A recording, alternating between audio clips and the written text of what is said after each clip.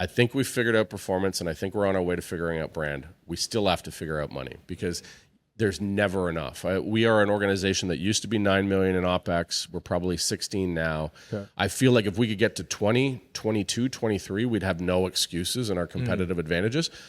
But still, Spain is spending 30 Canadian. USAB is spending 50 Canadian. France is spending 50 Canadian. Okay. So we're still behind them, right? Which means there's more that we can do.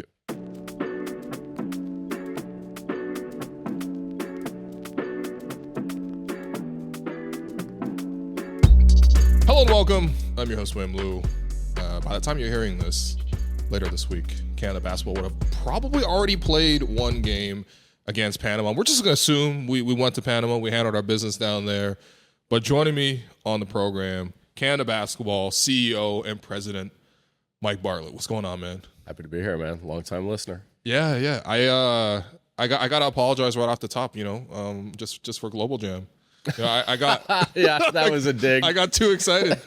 I don't know what I was saying. You actually did have a great show. That was a labor of love, that thing. I know. Oh, you guys labored for sure. We labored. You guys labored.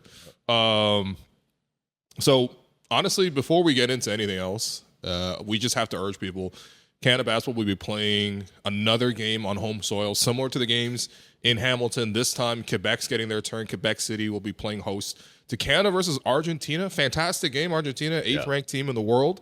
Obviously, everyone knows Argentina from their golden years, but they're always a pesky team. They always got good talent. But, of course, Canada's always got good talent as well. And, of course, we need that home court advantage as part of this FIBA World Cup qualifying cycle.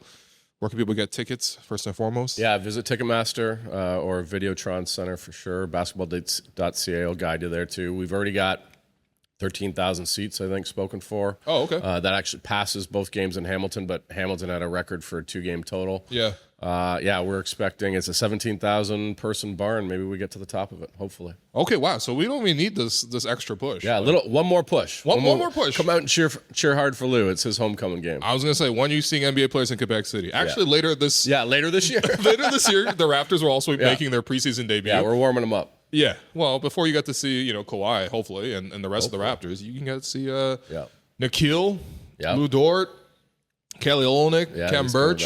Like a solid turnout. I mean, man, we had Shaden too. Too bad last Shaden week. was supposed to make it. Yeah, right? Shaden. We had he rejoined the roster mix, and he went down in training last week, training with his team. It's too bad. Feel for him. Yeah. The news was that Shaden tore his meniscus, so he's going to be out 6 months. I'm happy he took the longer recovery approach to meniscus because he's such a young player.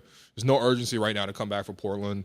Get well soon, Shaden, and I hope he doesn't lose any hops because Talking to Jay Triano, who's on that bench now, and he was like, Shaden was so excited to suit up. Damn. But, he'll be around next summer. He will be around next summer. Actually, take us through this because everyone always looks at the list and they're like, "Oh man, this guy's here, this guy's not here, whatever." What actually goes into like getting a player, especially these like high-profile NBA players, like a Lou Dort, who's an NBA champion, just got traded in the offseason as well. What does it take to like actually get a player to show up? Rowan, and all credit to Rowan Barrett, our EVP and general manager. He spends a lot of time building relationships directly with the guys. And again, in the national team system, those relationships could start at 13, 14, 15, right? So you're not just showing up trying to foster a personal connection with a human when they make it onto that stage. There's a good chance that they've come through our system. Relationship with family, relationship with the agent that takes on their file at some point in their life, even their NCAA coach. These are relationships that the program is nurturing throughout. So we do have some, not rules, but like ultimately we do want two-way communication between the program and the player. The player needs to want to be there, but then ultimately you're still talking to the agent, you're talking to their NBA team, you're talking to their family if you need to, just to understand what that commitment looks like. But the first conversation always about are you in starts with the player, and that's with Rowan. So can an NBA team actually stop the player if he wants to play? No, like the way that FIBA and the NBA are partners, the answer to that is like no, but yeah, there's certainly influence. And we've got a few players that ran with us in Hamilton whose NBA camps are starting a little bit early. Yeah, of course. And those guys, they're young guys. Think of like a Ryan Nembhard, a Leonard Miller. Yep. They've got something to prove. And frankly, I think that they're making the right choice for their career. Go cement yourself on that roster. You've got a lifetime to play for Canada. Let's make sure you got a lifetime playing in the NBA. No, this is good. This is good. Like, it's a working relationship. Yeah. Right? It's a give and take, because it's obviously a big sacrifice of their time, of the summer. And the one thing I wish FIBA did better was just actually coordinating with the NBA in terms of the windows. I know, man. They're always like, hey, man, we're going to play a qualifying window in December. It's like, dude, what do you want us to do? Like, yeah, it's still a bit Euro spun. Right. Because like the FIBA EuroLeague doesn't break, although I'm hearing there's discussions that EuroLeague might start taking a break, and I think that's some NBA Europe pressure potentially. All right. But yeah, they typically the European leagues break for FIBA windows, whereas like you're not getting the NBA to break in the middle of November for a qualification window. No chance. Right, exactly. Which does give a slight advantage to the players, and especially the countries that have a lot of players that predominantly play. Yeah, but in let's Europe. also look. We go 4-0 in November and February as we tend to do each cycle. That's a testament to the depth that we have, the amount of players that we also have hooping in Europe day in and day out with premier clubs that then use that FIBA break to come and represent us, whether that be Jackson Rowe or Marcus Carr, Trey Bell Haynes, Fee Kabengele. They're all on major European deals, and they show up for us time and time again to make sure that we win the games that we have to win. Yeah. I mean, again, I know the headlines always go to like these big NBA players, but I think like the human sacrifice is according to the person, right? I mean, I was looking at Ken Birch, and I was catching up with a friend of his, and he's like, yeah, man, when he played in Hamilton, when he came through the camps that week, it's like, dude, his season ended 3 days before that. Yeah. Flew in from I think he's playing in Spain, comes to Toronto, and then he's like, yeah, let's get right into camp. Like no player would ever play a whole season and say, yeah, let's immediately jump into another camp. But for these guys, like that's the level of love it takes to play for the country. Like Cam, guy like Field, they're very much leaders in the environment too. They are popular guys. Everybody likes them. Euro to NBA. They could play in either league, and both have played in either league, and they become glue guys for the program that play winter and frankly probably summer for us as we head into the World Cup, because they've got a dynamic skill set too. Last time we saw them in Hamilton, 2 blowout wins. Yep. As expected. Yeah. You know what I mean? I wish Jamaica brought their A team. Yeah, it's too bad. But at the same time, you know what I mean? Like it's this is a reality for all the teams. That was like right after, it was like basically the start of free agency. Yeah. Right. So like a lot of players are like, I don't know if I'll come through or whatever. But nevertheless, we're focused on the Canadian side. The new look. I mean, what was your first impression? I mean, obviously the main team getting to play with Gordy. First run. For me, I was like, wow, Andrew Nembhard was an absolute standout. Yep. I think he missed like maybe 3 shots over 2 games and was awesome. Shea obviously was Shea.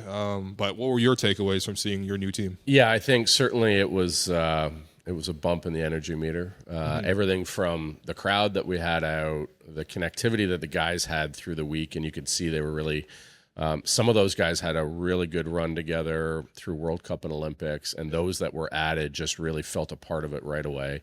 Also having, I think it was a real testament to the culture, 7 or 8 guys that couldn't physically play or didn't have contracts allowing them to play. Yeah. They were there. They were there all week. They were there watching the game in a suite.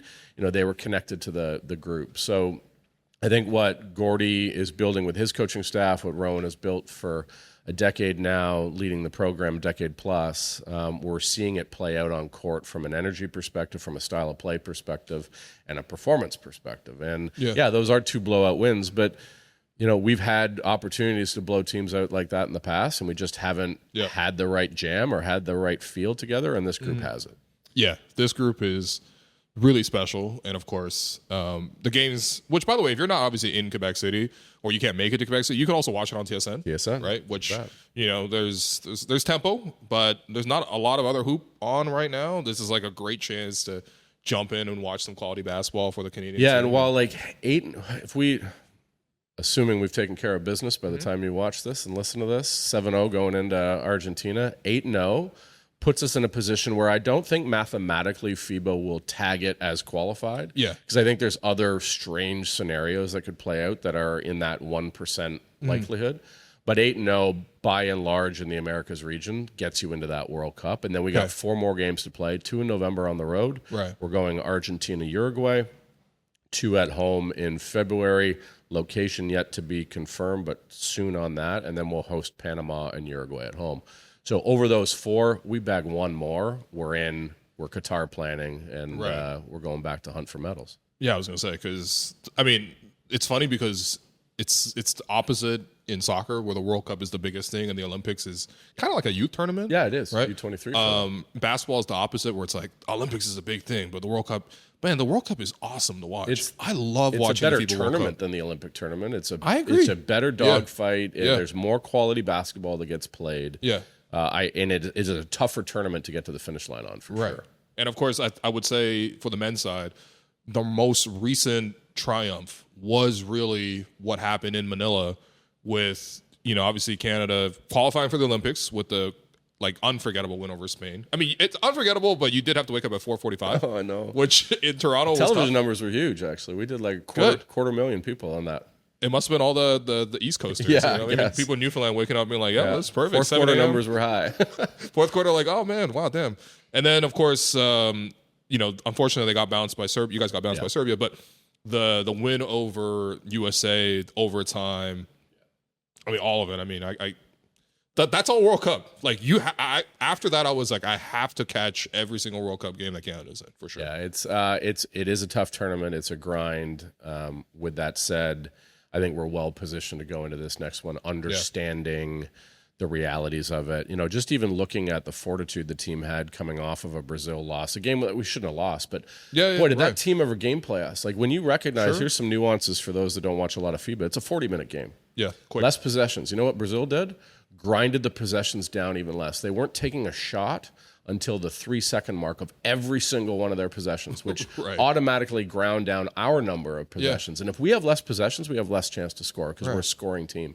So that was an interesting, and then you had to rebound from that. You're down 10 at one point to Spain, tie it up, then down 12 again. Yeah. And then Shea, Dylan, and Lou happened in the fourth quarter. It was wonderful. Yeah, man. I mean, honestly, that is the most fun I've ever had watching. Yeah, you and me both. Especially because, I'm from a younger generation that I missed out on Steve Nash's many runs with Canada. That was kind of before my time watching basketball. And so watching that, I was like, oh my God, we have a clear-cut superstar in Shea. The way he took over fourth quarter, put on the cape, playing defense as well. I think it was just the both ends of the floor. And that moment when he hit that shot and then walked back to the bench, just telling everybody to calm down, that resolve was so amazing, so Canadian too. All right, guys, come on. And you know what though? I think that actually helped him. He took that momentum and then took it into the first OKC, a deep playoff run, and then after that, OKC winning the championship and him winning MVP, and he's been MVP twice now, gone to the conference finals twice now. It's just I think as Canadians, we saw that just a couple months earlier with that first little breakout. But it's also the camaraderie of the rest of the group, right? And that's where, that's what you guys are trying to build towards with this current group right now. I mean, we can always evaluate strengths and weaknesses. Some of that's outside of your guys' control, though. I remember we had Rowan in this exact seat, and I'm trying to talk him into maybe naturalizing a guy, but I heard that. Yeah, but again, I hear the argument, and we're just going to have to hope that all the guys are healthy and available. And of course, everything, goes through in terms of qualification. So the stated goal for you and your program is gold. Gold at the World Cup, gold at the Olympics. Yeah, definitely for the men's program. That's the goal. How do we make that happen? Well, I think we gotta stay the course and trust our process a little bit, not to steal lines from the past, but it is true. We know we've got a committed group of players, a committed group of coaches, a great staff. We've been able to invest in our program, men's and women's, at the level that it deserves as players. So you talk about when a player leaves our environment and then has a standout season, we'd like to take some credit's the wrong word, but we take pride in it because when they're with us, they're actually in a pro environment that makes it easier for them to develop and then really hit that supercharge into their season. So whether it be Sila going back for an NCAA season or Shea going back for an NBA season, our program is now designed to help the athletes be better when they're with us. So if we can continue to do that, we know we've got some tough choices to make now on roster. What does that perfect mix look like? And having Gordy as a head coach, having won a FIBA championship, gold medal with Germany, we also recognize it might not be 12 NBA guys that are the best team on paper to win a FIBA tournament. So what we're getting a chance to do this summer, and we'll continue to do through November and February, is see guys in different situations of like what that ultimate puzzle piece looks like. And heading into the World Cup next year, we've got a goal of playing probably 6-7 exhibition games against world-class opponents. Ideally, I can pull a team or two up north here to play before we take off around the world, but we've already got some invites to go around the world and play top quality competition because you guys are marquee. We are now. We're on the masthead for sure. It's us, USAB. We're commanding attention, and frankly, we're commanding some commercial value as well. And that helps us then reinvest back into the training experience to make sure that we do it the right way. So I think for some context for the listeners, like Rowan does so much. Like he's the GM, right? Handles everything that has to do with the rosters and all the stuff, agents, his life is quite busy. Yes. And he's scouting and all that kind of stuff. You're doing some of that too, but you also handle, as the president, like the funding, the money side as well, which I think maybe wasn't as known. And I guess maybe it's not really the responsibility of the viewer to like need to know how the sausage is made. But I think one of the biggest issues facing Canada basketball, at least when I first started watching, probably like late 2000s, 2010s, just felt like the program just didn't have money and funding to support. You didn't know where to watch the games as well. And that's where a lot of, your job comes in, is to like be able to provide the resources. Yeah, that's my entire job. Like I'm happy to report I do nothing when it comes to scouting or scouting, basketball or picking teams, and that's for Canada's benefit. You're not watching OBA like 14-year-olds. You're like, hey, Rowan, this kid's pretty good. I go to a lot of basketball games, but nobody's asking for my. I remember the one time I actually watched an OBA game and went and talked to Mike Meeks. I'm like, have you met this kid? He's like, Bartlett, you got to stop. I'm like, okay, cool. Know your role. Fair. Know your role. As it turns out, he ended up in the academy, so I wasn't wrong. Okay, all right, fair enough. So yeah, that's almost 100% of my time is thinking about how understand. So my time with the basketball operations group, men's and women's, 5-on-5, 3x3, is simply to understand what a competitive advantage looks like and what the ROI of that advantage should be on court. If I can understand that and put a price tag to it, I think our business team, which is hunting commercial funding, donor funding, government funding, can be more articulate in describing if-then statements. If we had this, then this is the outcome you could expect. And you can never guarantee an outcome from it, but there's a framework where, if you don't have it, your chances are less. Sure. So whether that be longer training camps, more athletes in training, deeper bench of coaches, skills trainers that you can insert and actually deploy out to environments when the players aren't with you so that you have that connectivity, those are all investments that we've made in the last 5-6 years that we weren't making before because we've been able to articulate what the impact of the need is, and people are really invested in trying to help us create a moment for Canada that will never be forgotten. And we have benefited from commercial partners, donors, and government really paying attention to basketball in a way that they hadn't 10 years previous. Yeah, that was what I was going to ask you, was like, even for us, like, especially after going independent, we do a lot of making contact with, sponsors and things like that and trying to raise money for the show and just be able to put it on and stuff. But obviously this happens on a way larger scale when you're running at Canada basketball. Since you've taken over, what's been your level of like, I guess, the level of interest in the program? Yeah. And how have you grown the profile of the program and grown, like, again, even just the financial ability of the program? Yeah, well, we benefit from having a great board of entrepreneurial-minded thinkers as well, from sports and entertainment, but other walks of life too that have helped grow businesses. And right off the bat, it was invest spend. We know that winning churns more investment, so we've got to fix the performance side, or at least make the performance expectation consistent. We can't be surprised anymore. You can't be a winning brand if you're surprised that you won. We wanted to get to the point where we're a winning brand and we're pissed off when we don't, or we're actually like banging heads against the wall. Like, how did that happen? How did we not win? And Paris, we're getting to that point now as an organization. So the interest in the winning, the interest in the moments that we're creating on court that Canada is attaching to gets noticed by brands, gets noticed by donors that want to be inside the tent. And we've got some fantastic support from a handful of donors that are truly basketball fans through and through. And then ultimately, this gives them a chance to feel inside the ropes on a team where, like, they can't necessarily do that with a pro team, but we can curate experiences for them. Same with those brands. So I think, when I started, the board said, we've got three things we got to figure out. We got to figure out performance, we got to figure out brand, we got to figure out money. And a few years in, I remember opening a board meeting. I'm like, guys, I got great news. I think we've figured out performance, and I think we're on our way to figuring out brand. We still have to figure out money because there's never enough. We are an organization that used to be $9 million in OpEx. We're probably 16 now. Okay. I feel like if we could get to 20, 22, 23, we'd have no excuses in our competitive advantages. But still, Spain is spending 30 Canadian. USAB is spending 50 Canadian. France is spending 50 Canadian.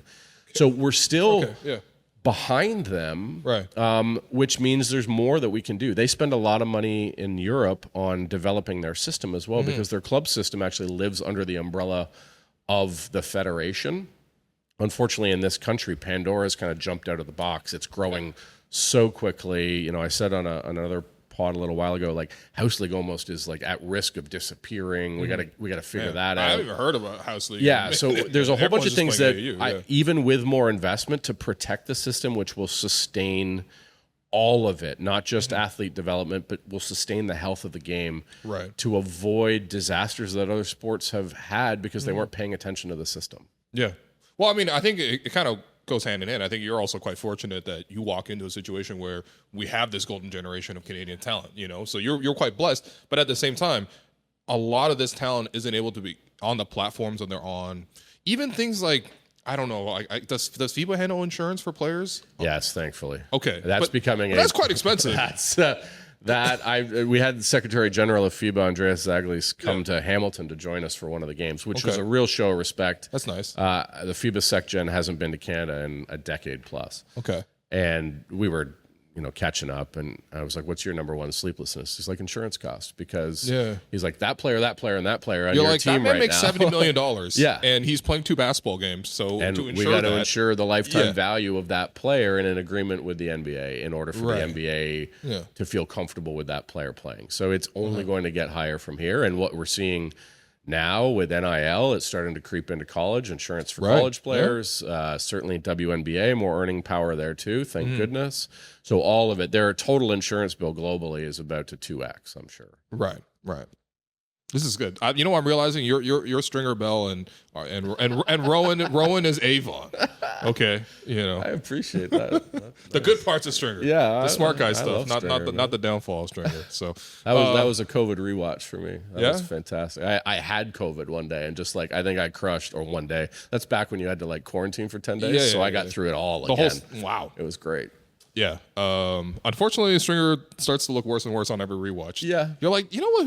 He sounded pretty brilliant when I was 20, but now I'm like, you taking intro to microeconomics, buddy? That's So of course you could sleep there, but you find the intersection of 2 lines, you know where it is. Okay, yeah, we're getting off our track a little bit, but okay, so you handle that's your job to make sure that the program grows in all 3 pillars like you're mentioning. And then, of course, there's so much focus at the top level, but I think that's natural, right? That's ultimately what brings in so much of the attention and the money for the rest of the ecosystem to thrive. For the men's side, man, we have a great chance to qualify for the World Cup. We should absolutely be there. And then the participation, I think it used to be a conversation, and then it's just not. I was in Hamilton and just looking around, I was like, dude, look at the amount of talent on the court. Yeah. Right. The first group of we were there as media warming up. We're like, man, Shea's warming up with Nikhil and he's warming up, and Andrew's hitting step back jumpers over there with Ryan, and then the next group comes in, it's Dylan Brooks, and I'm like, wow, this is just so much talent. And the participation, again, it's 1 week before the start of NBA free agency, and you guys have everybody out. It has come a long way quickly, but even still, I think you as a multi-decade fan of Canada basketball, it's still taking time to condition people to realize it has come a long way quickly. Yeah, we still you announce a Hamilton game, you announce a Quebec City game, and still the threads are but real? Are they coming? They're Are like, they coming? who's Are really they going to be coming? there? And So listen, I think we can put that behind us now. Yeah. We have committed athletes on the men's and women's side that are showing up for Canada. I don't know if you saw, we posted something just prior to the women won a tournament this weekend, important step on their Olympic qualification.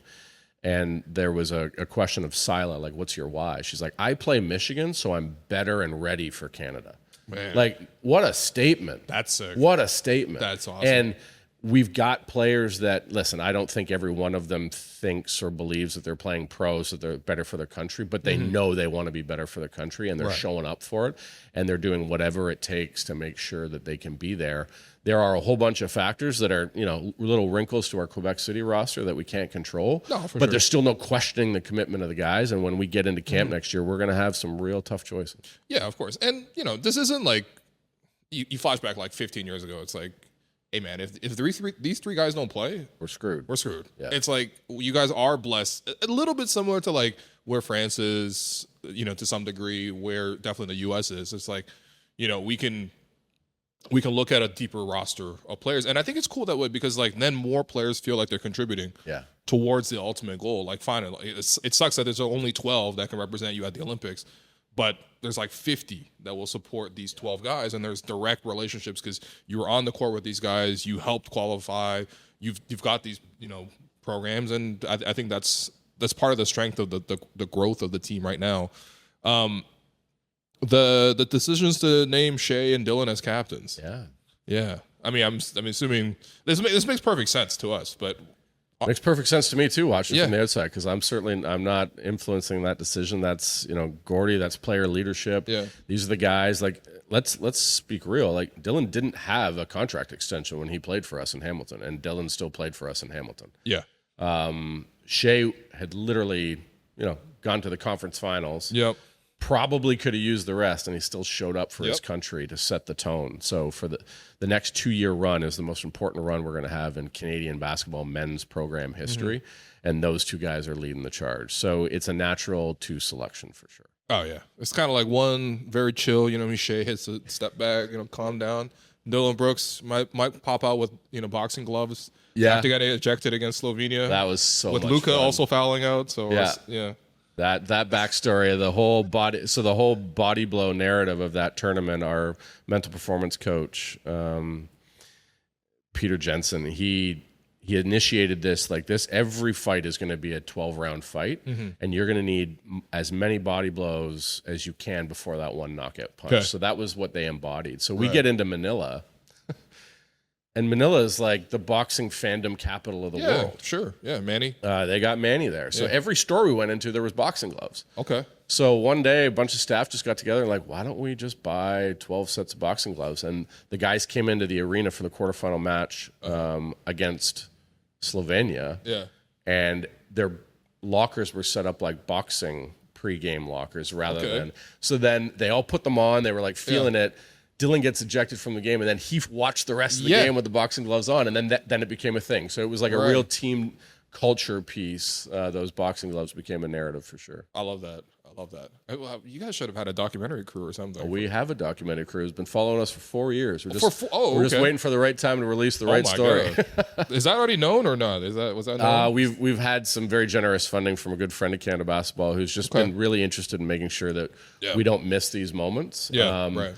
Ultimately, sure, we go win a medal in Paris. It probably comes out. We didn't. Yeah. So you're in production. Sometimes the story's not done yet. Hey, don't worry, man. You release the story when it's the best story to be told. Yeah. And looking forward to that. I think there's going to be a happy ending. So look, obviously the men's side is on a really good trajectory, and again, hopefully everyone goes out to Quebec City or even just watches it on TSN for the games coming up. Speaking of that, we got TSN crew embedded with us in Panama coming to Quebec City. They've really leaned in as well. They're doing a whole bunch of behind the scenes stuff with us leading into World Cup and LA as well. It's fun. I think you took over 2021.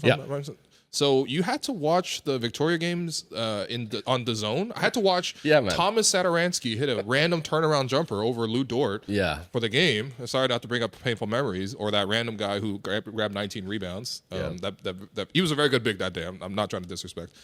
Just did not know who he was. But I was like, I had to watch it on the zone. And I remember watching the World Cup in 2019. that was played in That was China. in China, yeah. Also on the zone. Yeah. And like, look, man, I'm a huge soccer fan, so I had the zone because I'm like, I got to watch Champions League.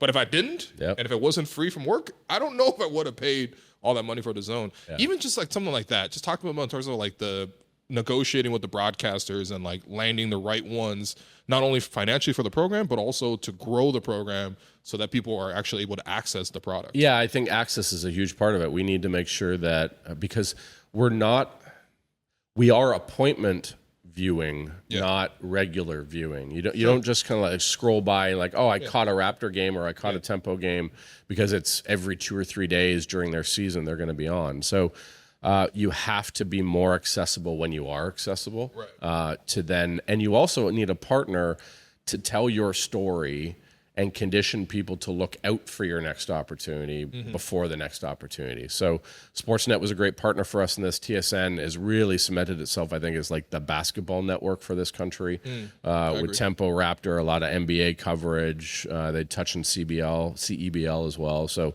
for us, it was a good shift over to them, and they're really leaning into the storytelling commitment for sure. No, I love that because, you know, I mean, one of the other things was just even, I mean, this is different because the time zone and everything, but like you didn't have boots on the ground to cover games in Manila. Yeah. You know, and it's like, those are arguably some of the most, well, not arguably, I would say those are definitively like the highest profile games outside of what happened in Paris. Yeah. You know, so, okay, on the women's side, rebuilding, but really promising. Yeah. Because rebuilding sounds like a scary word unless you have like young stars that you can look at and you can hope and project, but also they start delivering.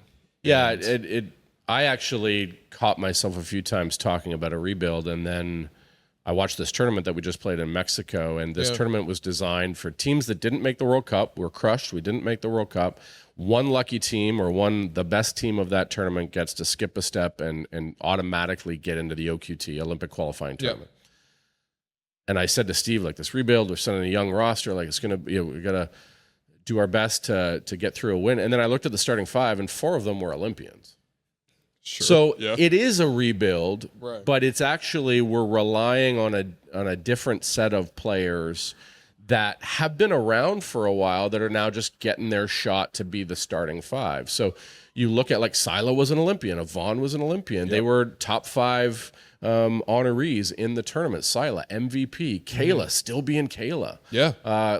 Dominating in the games that matter. Sammy Hill, I'm actually going to grab a coffee with her afterwards. Like, just like getting her opportunity to be a vet and a calming presence while she can also run with her motor on the court. So then you think of the season that Bridget's having as an alpha for Portland. That's an important development cue for her and for us.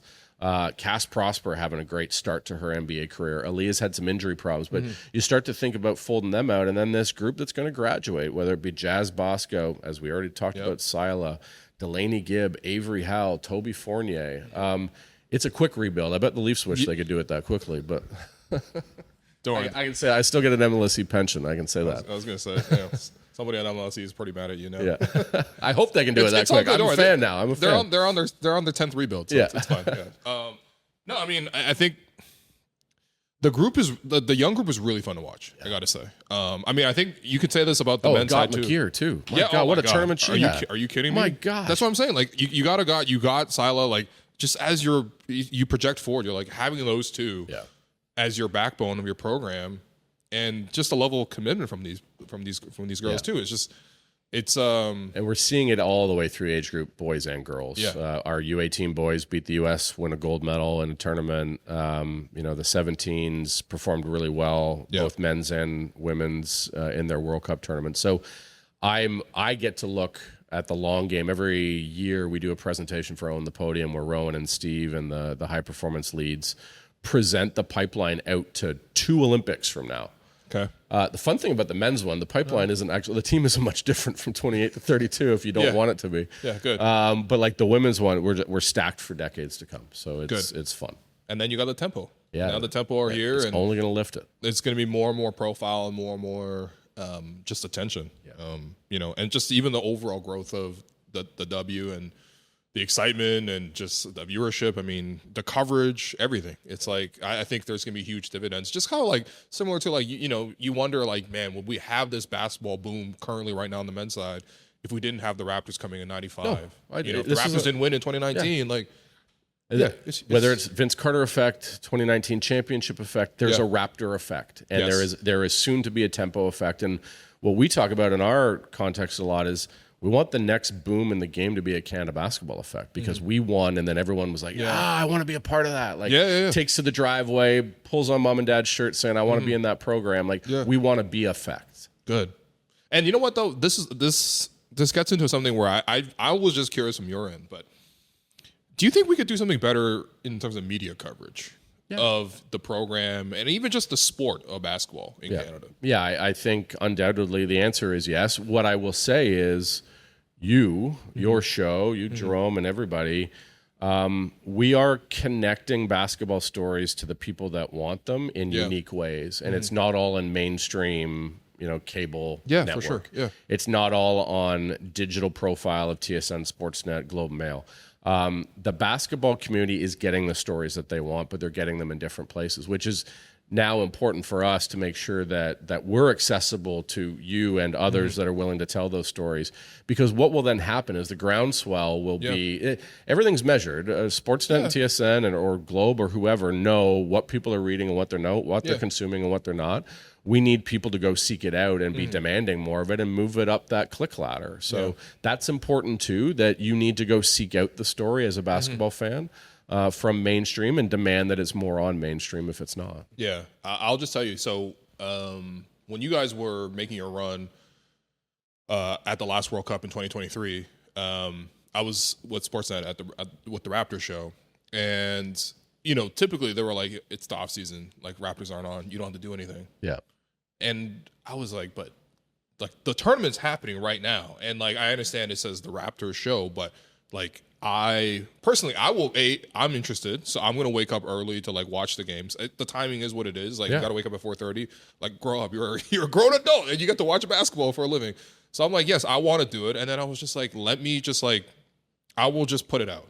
You know what I mean? I was like, just give me one producer to like handle the audio and process it. But I'm going to wake up, I'm going to make sure we record it and treat it the same way we treat any Raptor game. Yeah. And I would say it was bigger than most Raptors games back then. The Raptors weren't good in 2023, but that team, it was just, but that's the level of like, there wasn't even a thought process from within to say, hey, like this tournament's happening. It was getting carried on Sportsnet too. Again, this is not like some sort of critique of the company. My point is just, there has to be that level of like investment from just the members of the media to be that excited about this program. Yeah, and I know we're not cheerleaders for you guys, but we're actually all Canadians. This is the one part where it's like it's fine to cheerlead for your country. Yes, and I think listen, the FIFA World Cup taught us that. Like, it was on every main and non-mainstream media channel that you could imagine. Your neighbor was talking about it. Your grandma was talking about it. Even like my mom doesn't watch footy.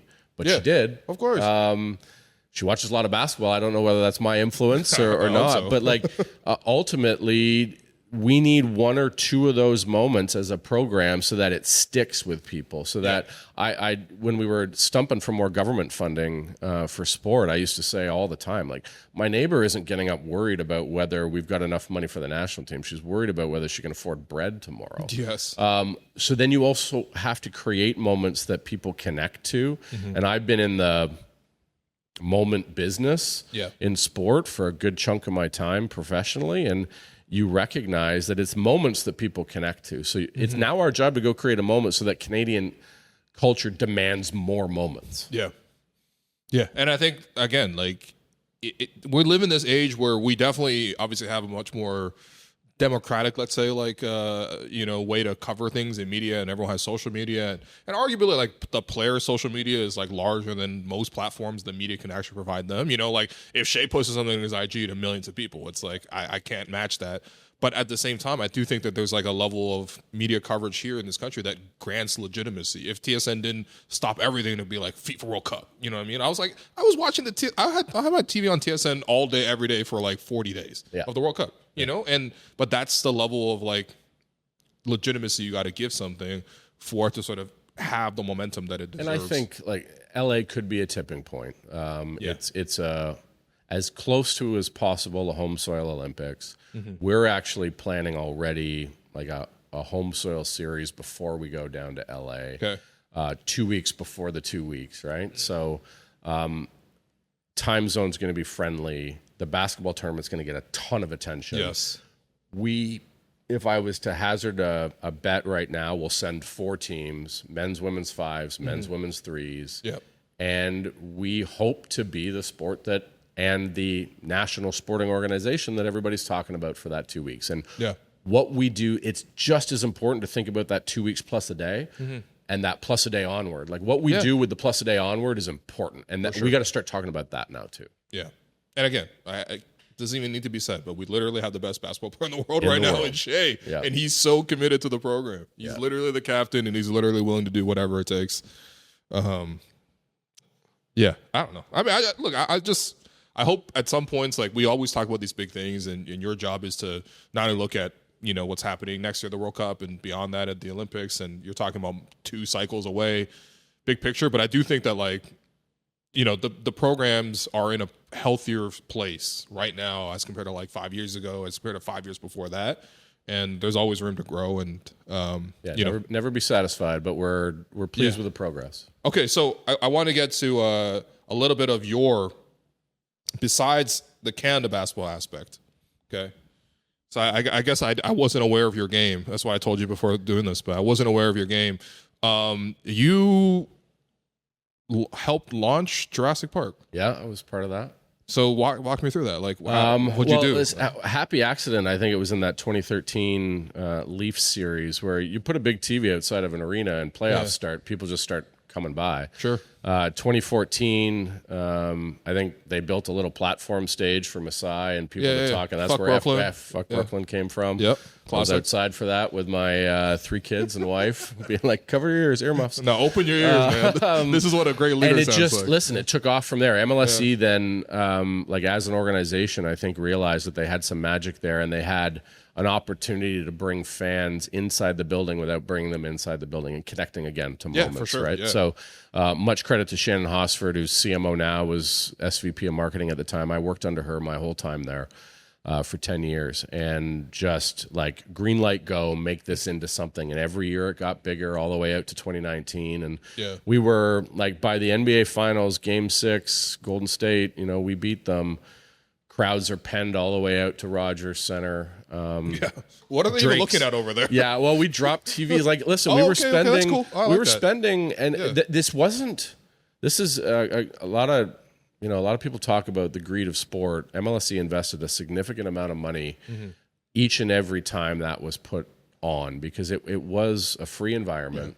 Yeah, there was some sponsor peripheral contributions, but we were spending, by the time we got to the NBA Finals, $130,000, $150,000 a night net loss to create those moments for fans, and to the point where like Drake's on stage in Game 6 watching the game. You got all these fans. A viral moment involving Drake in that exact moment. Oh, yeah. That's right. There's a viral gif of when Clay went down with his knee injury, unfortunately, in the third quarter. And Drake's looking at it. He's like, oh, man, it sucks with the knee. And you can see Jerome in the front reacting.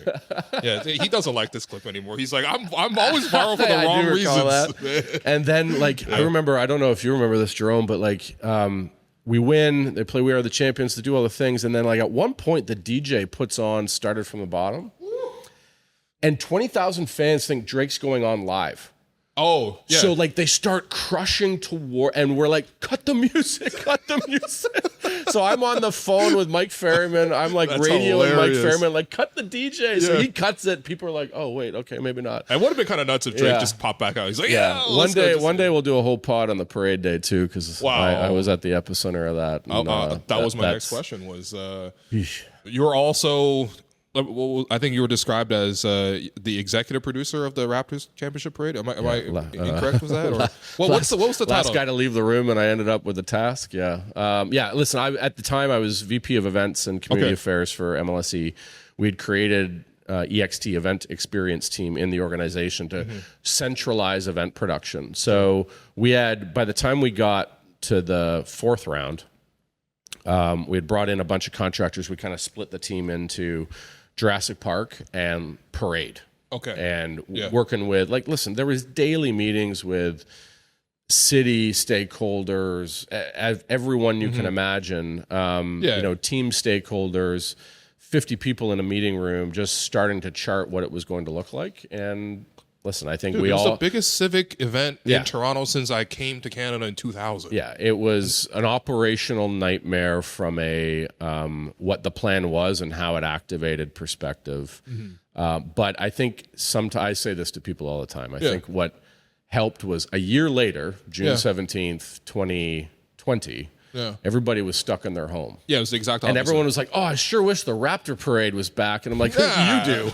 I don't. But listen, there's a lot of really good friends of mine that we got in the mix of it that day and had two objectives by the time it really got going. We got to get to the finish line. We got to keep everybody safe. And the city and Canadian humanity allowed for that. So thank you. I'm not gonna lie, that you probably couldn't have done that in the States. No, that exact version of the parade you couldn't have done. No chance. But so for me, I literally met them at like the Raptors practice facility at OVO, and then I didn't realize the bus would be so slow, so I just kept walking, and I'm like, I'm walking faster than this bus. Yeah. So I walked with the bus for 4 hours. And then when I got to King and University, I was like, all right, man, this is like... I like to have fun with Nav because he kept getting out of the golf cart saying hi to fans. I'm like, you're the reason it was so slow. But no, it wasn't his fault. You are literally a car dealership guy. Why get back in your car, man? No, I mean, honestly, like, for something of a scale that large, I think... everyone has like different remembrance of it, but it's like it was a true "where were you" moment. And like I mentioned, it was genuinely nothing even comes close to the next closest biggest civic event that happened in Toronto. Aside from that, I'll open presentations with prospective brand partners. Yeah, with a shot of the parade, and I zoom in to a street level and show that Canada's mosaic is actually on the street. Like the diversity of Canada, the age differences, like. Multi-generational, multi-national background, all Canadian, all there for basketball and a basketball moment. And it reminds brands that this sport connects differently with Canada now than it did 15 years ago. Oh, for sure. And, I have clapped back at people like, oh, it's the sport for new Canadians. I'm like, why are we calling any Canadian new? We're all new. For all Canadians. It's all Canadians. Yeah. It has nothing to do with new, old. It has everything to do with representing the values that we are as a country and the mosaic that we are as a country. And that's why I love it. I love that. I mean, I think, and this is the hard part too, is like, you're in these rooms where I think where old money and, just like when people think about sport culture in Canada, they're like, okay, hockey is a hockey country, whatever. And like that sort of the perspective that you kind of have to get them out of. It's like there's opportunity in all these things. I mean, look at what the Jays did last run, and look at what the Tempo are doing in their first season. How many people are excited? You can selling out like arenas all over the country right now. And I think it took that moment with basketball. It's just like, it's not just the other product. Yeah. This is the product. It's probably bigger than hockey. And like, it's sacrilegious to say this. I understand how many Leafs fans are in the city and how prominent the Leafs are, but it's like, dude, they're at least equivalent at this point. When the MLSE got sold to Rogers, like the Raptors team was worth like $6 billion. Yeah. Yeah. It's like, and obviously that's the NBA being more valuable as a league. But whether it be the balance sheet or whether it just be like the field test, basketball is on the come up in this country. Listen, it's already been on the upward rise. It's where it needs to be right now. And I think our ability to go win against the world when Canada is watching is only going to help hit a new peak. Yeah. Well, I mean, I think, you guys are part of that. The Raptors are part of that, and again, your job is to look many years down the line, and these Raptors, whether we want to naturalize these Raptors or maybe Raptors have kids, the Raptors have kids. Maybe they become the Raptors Canadian have kids citizens that were born in Canada. I know that. Right, and then maybe they, eventually be on the program one day. Be a wonderful, wonderful story. We already seen it with Hakeem's kids. Yeah, Hakeem's kids, 2 kids, really performing well. In our age group for sure. Right, so that could be, maybe Kyle had his kids here in Toronto. Kyle's kids. Yeah. Are hooping these days. They might be a little short. Maybe they hit a little growth spurt. But Kyle made it work as a small guy. Kawhi had his. It's a long list. It's a long list. We'll see. Scotty had a kid here. So, no, I'm really excited, and Mike, thank you so much for popping on the program. Honestly, I appreciate the way that your organization has been forward thinking in terms of like, you know, look, when we asked for like, yo, can we talk to Jordy Fernandez, the head coach of Canada basketball after the last World Cup run, you guys were like, go ahead. Yeah. You know, when we asked to come to any events, you're like, please go ahead. You know, when we asked for Rowan, he's sitting in this chair. When we asked for you, he's sitting in this chair. I think it does show a level of like forward thinking in sort of how you guys grow your product. And, you know, we're always going to be cheering you guys on and giving you guys coverage and obviously giving you guys shit when you guys deserve it, you know. Well-deserved anytime. But again, we are huge fans of the program. Yeah, well, thank you. And I of you. And listen, there's no point growing something fun and behind closed doors. So there you go. We're happy to keep the doors open. All right. Well, go watch Canada. Okay. Go watch Canada. TSN or in person in Quebec City. There might still be a couple tickets. A few tickets left. And really nice hotels and great food. We love Quebec City. It's a great place to go for 3 days and then leave. So thanks everyone for listening. Appreciate it. And we'll catch you later this week.